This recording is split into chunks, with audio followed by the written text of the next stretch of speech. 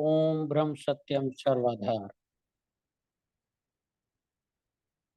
बार बार करूं वंदना सतगुरु चरनी माई। मंगत सतगुरु भेंट से फिर गर्भ नहीं आई। बार बार करूं वंदना सतगुरु चरनी माई। मंगत सतगुरु भेंट से फिर गर्भ नहीं आई। ओम ब्रह्म सत्यम सर्वदा। दास आज आस्तिक कौन विषय पर ग्रंथ श्री समता विलास से विचार रखने का प्रयास करेगा। गलतियों के लिए दास संगत से क्षमा की प्रार्थना करता है। विषय है आस्तिक कौन। साधारण अर्थों में हम देखें तो जो भी व्यक्ति किसी भी तरीके से पूजा पाठ प्रार्थना यज्ञ दान तीर्थ आदि करता है वह अपने आप को आस्तिक मानता है। हम सबका भी प्रारंभिक जीवन में यही सोच रही है कि हम सब आस्तिक हैं, क्योंकि हमारे जो कर्म आज तक हुए, जैसे पूजा पाठ प्रार्थना आरती दीपक जलाना, इसे हम आस्तिक कौन से जोड़ते हैं कि हमारा ईश्वर में विश्वास है। लेकिन सत्पुरुषों की दृष्टि से देखें तब वास्तव में हमें पता चले कि आस्तिक कौन है। श्री महाराज जी अपने ग्रंथ श्री समता विलास में लिखते हैं, जो आत्मा को साखी समझकर सत्कर्म करता है और सब ईश्वर आज्ञा में देखता है वह ही आस्तिक है। जो आत्मा को साखी समझकर सत्कर्म करता है और सब ईश्वर आज्ञा में देखता है वह ही आस्तिक है। और एक दूसरे वचन में महाराज कहते हैं, जो आत्म उन्नति का जतन करता है वह ही आस्तिक है। यदि हम अपना यह समाज में जिस तरीके की पूजा प्रार्थना चल रही है उसका एनालिसिस करें तो हम देखते हैं जिस तरीके की हम पूजा पद्धति अपनाते हैं, जो भी कर्म हम करते हैं, उसमें क्या वास्तव में आत्म उन्नति का कोई जतन होता है? यदि हम दीपक जलाते हैं, आरती करते हैं, प्रार्थना करते हैं, तो क्या कभी हमने विचार किया कि इसमें आत्मिक उन्नति का कौन सा साधन है जिस पर चलकर हम आत्म उन्नति करें? हम मंदिर जाते हैं, गुरुद्वारे जाते हैं, अन्य तीर्थों पे जाते हैं, पुष्प चढ़ाते हैं, दान करते हैं, प्रार्थना करते हैं, लेकिन क्या हमने कभी आत्म उन्नति के जतन के मार्ग के बारे में कहीं कुछ सुना या उस पर चलने का कोई प्रयत्न किया? वास्तविकता तो ये है कि आत्म उन्नति का जतन क्या है ये साधारण मनुष्य को तो पता ही नहीं। इसीलिए वो जिस तरीके की पूजा पाठ प्रार्थना करता है उसी को एक धार्मिक कृत्य मानता है और स्वयं को आस्तिक बताता है। लेकिन महाराज कहते हैं जो आत्म उन्नति का जतन करता है वह ही आस्तिक है।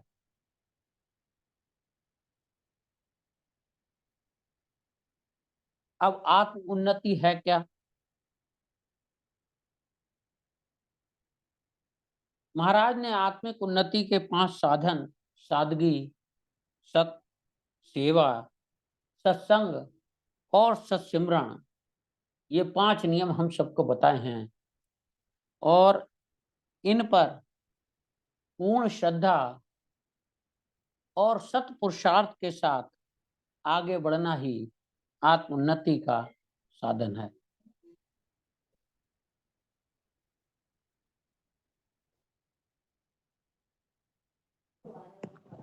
अब साधारण जीव जो इस मार्ग पर चलता रहा है, वो अपनी इन जितने भी पूजा पाठ प्रार्थना, जिस भी विधि से वो ईश्वर को याद करता है, वो ये समझता है कि ये ही आस्तिकपन है। महाराज कह रहे हैं आत्मिक उन्नति का जतन ही आस्तिकपन है। एक और वचन में महाराज कहते हैं अगर कोई अपनी उन्नति करनी चाहे तो नित ही पवित्र विचारों को धारण करे।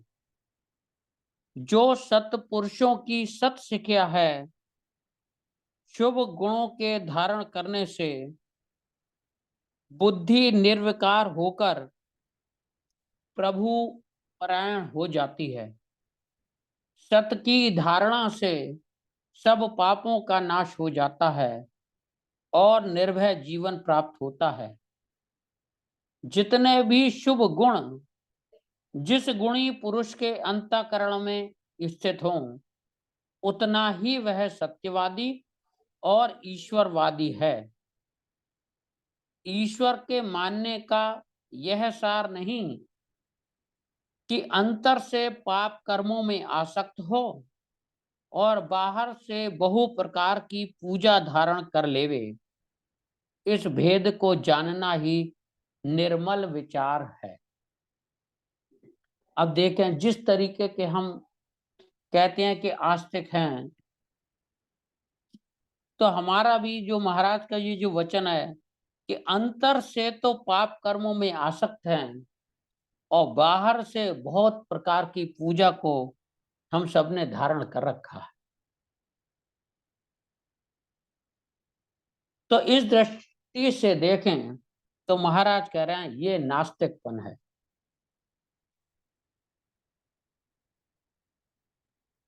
हम सब यह संसार में जितने भी प्राणियों को हम पूजा पाठ करते देखते हैं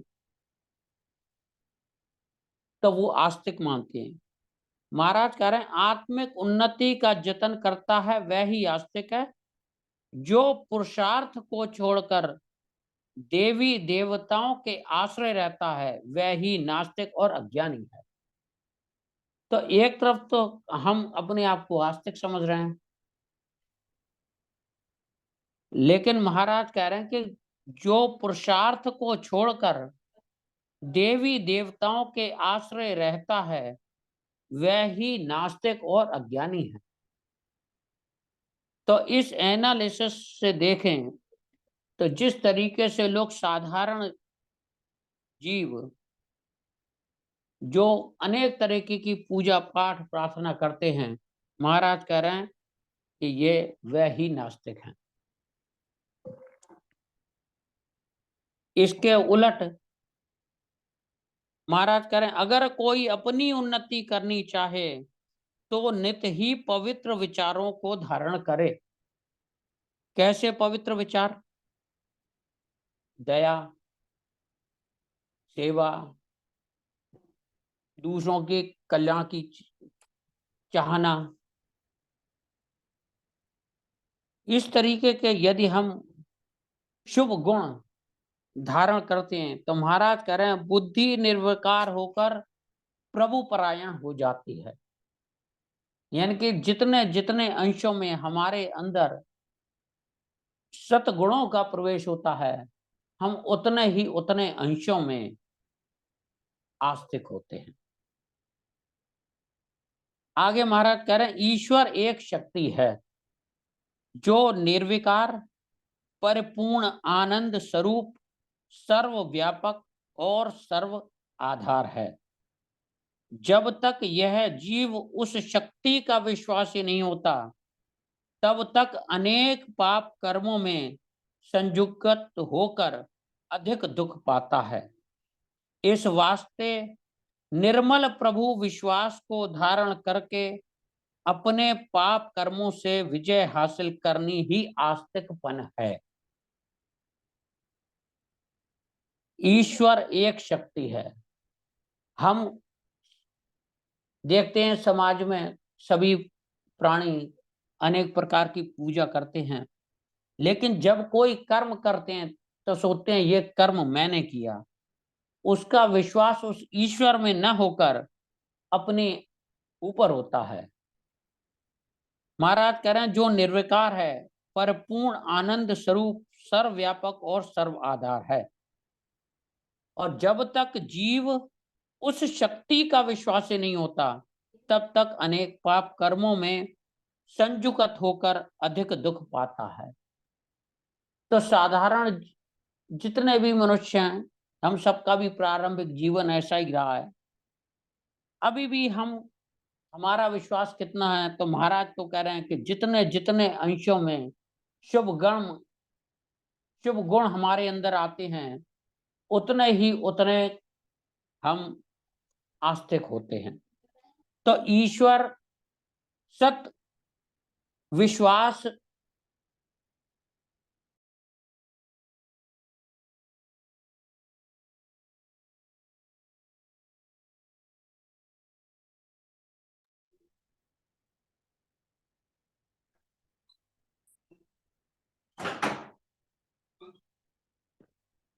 तो हम जितने अंशों में शुभ गणों को धारण करते हैं, उतने उतने अंशों में हम आस्तिक होते हैं।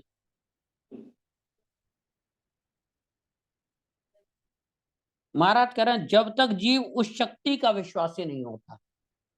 तो जिस तरीके की पूजा प्रार्थना आज समाज में चल रही है, उससे क्या कोई जीव उस शक्ति का विश्वासी हो सकता है?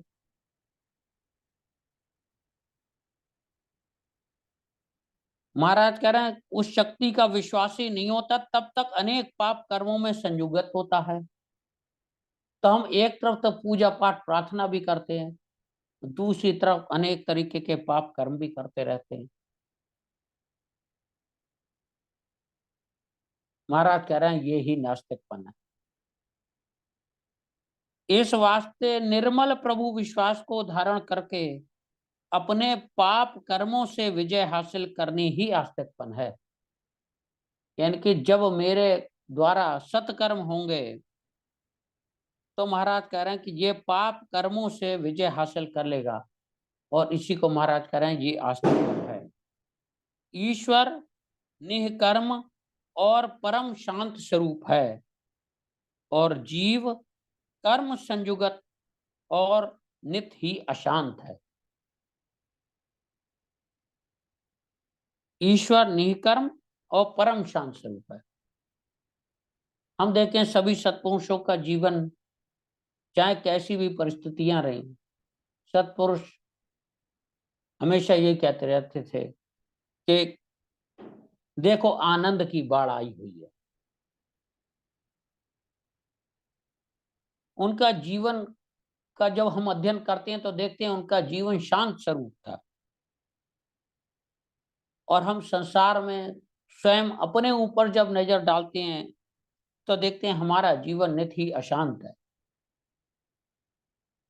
इसीलिए महाराज कहते हैं, इस वास्ते अपने कर्म बंधन से निवृत्त होने की खातिर ईश्वर पूजा है। इस वास्ते अपने कर्म बंधन से निवृत्त होने की खातिर ईश्वर पूजा है। तो कर्म बंधन से निवृत्त होने की खातिर ईश्वर पूजा महाराज बता रहे हैं। लेकिन हम संसार में दृष्टि दौड़ाते हैं तो हम अपनी इच्छाओं की पूर्ति हेतु प्रार्थना करते हैं, इसीलिए ईश्वर पूजा करते हैं। अब महाराज कह रहे हैं कि कर्म बंधन से निवृत्त होने की खातिर ईश्वर पूजा है। आगे महाराज कहते हैं जिसने इस भांति से ईश्वर परायणता धारण की है वह ही पूर्ण आस्तिक है। यानी कि कर्म बंधन से निवृत्त होने की खातिर जो पूजा करता है, महाराज कह रहे हैं वह ही पूर्ण आस्तिक है और अपने सत यत्न द्वारा निर्दोष पद को प्राप्त हो जाएगा।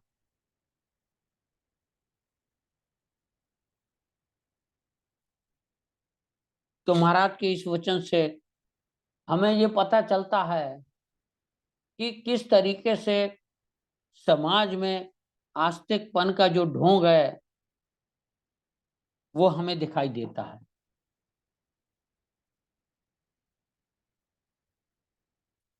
जबकि इसके उलट आस्तिकपन महाराज कह रहे हैं कि शुभ गुणों को धारण करना। एक अन्य वचन में महाराज कहते हैं असत शरीर के भोगों की आसक्ति को त्याग करना, निष्काम पर उपकार धारण करना और शारीरिक मद त्याग करके नम्रता, क्षमा, दया आदि गुणों को धारण करना, अनात्म मिथ्या नाम रूप की कल्पना को त्याग करके केवल सत्स्वरूप आत्मा का चिंतन करना ही तमाम दोषों से निवृत्ति के देने वाला यत्न है। क्योंकि बुद्धि शारीरिक विकारों से निर्बंध होकर सत्स्वरूप के परायण ज्यों ज्यों होती है त्यों त्यों मलिन वासनाओं के अंधकार से पवित्रता को प्राप्त करती है। आखिर अधिक सतपरायणता के बल से तमाम वासनाओं से पवित्र होकर के निज स्वरूप आत्मा में लीन हो जाती है। यह ही अवस्था परम पवित्रता का स्वरूप है, यानी कि आस्तिकपन है। अब देखिए महाराज कह रहे हैं कि शारीरिक मद को त्याग करके नम्रता, क्षमा, दया आदि गुणों को धारण करना।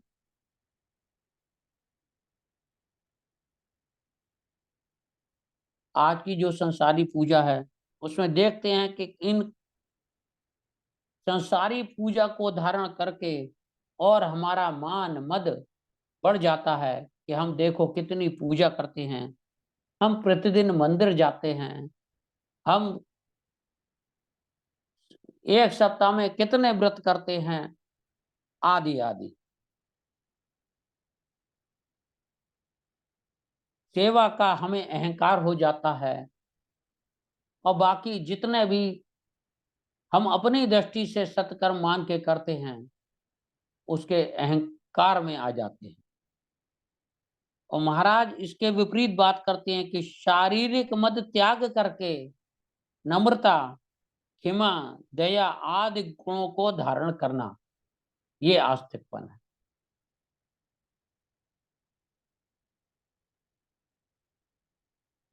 तो आस्तिकपन के लिए ये आवश्यक है, महाराज कह रहे हैं कि हम जितने भी तमाम वासनाएं हैं उनसे पवित्र हों और निज स्वरूप आत्मा में लीन हो जावें। महाराज कह रहे हैं ये ही परम पवित्रता है।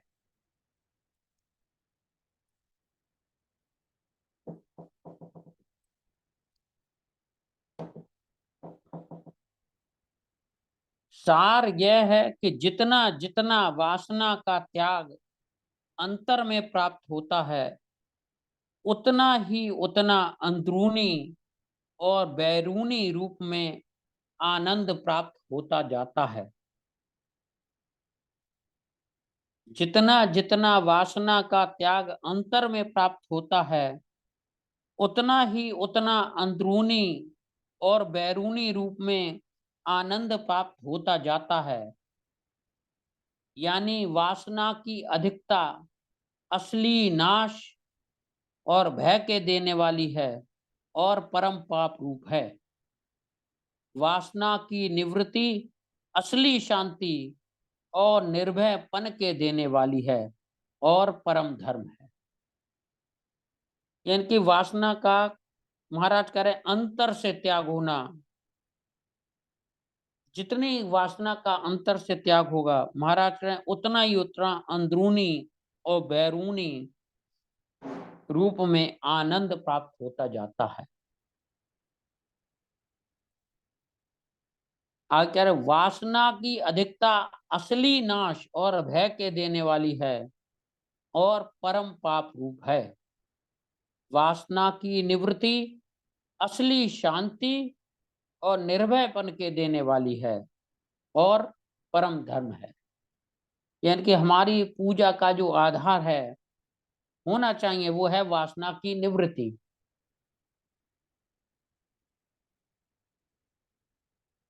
आगे महाराज कहते हैं जितना भी जीव आत्म प्राणता को दृढ़ करता है उतना ही वासना के विकार से निर्मल होकर संतोषवान हो जाता है। इस वास्ते मानुष जीवन में परम धर्म यही है कि एक परम पुरुष आत्म स्वरूप परमेश्वर में दृढ़ निश्चय, दृढ़ अनुराग और प्राप्ति का दृढ़ यत्न होना चाहिए, जिससे निर्वास स्वरूप निर्भय पद प्राप्त होवे। यह ही असली आस्तिकपन है। यानी कि जितना भी हम या कोई भी जीव आत्म प्राणता को दृढ़ करता है, महाराज कह रहे हैं वो वासना के विकार से निर्मल हो जाता है और उसके अंदर संतोष, क्षमा, दया आदि गुण प्रकट हो जाते हैं। महाराज कह रहे हैं ये ही इस वास्ते ही मानुष जीवन में परम धर्म यह ही है। और हमारे जीवन में महाराज की कृपा से यह ज्ञान अवश्य आया कि वास्तविक रूप से आस्तिक कौन है और कौन नास्तिक है। महाराज कह रहे हैं जिसे परम पुरुष को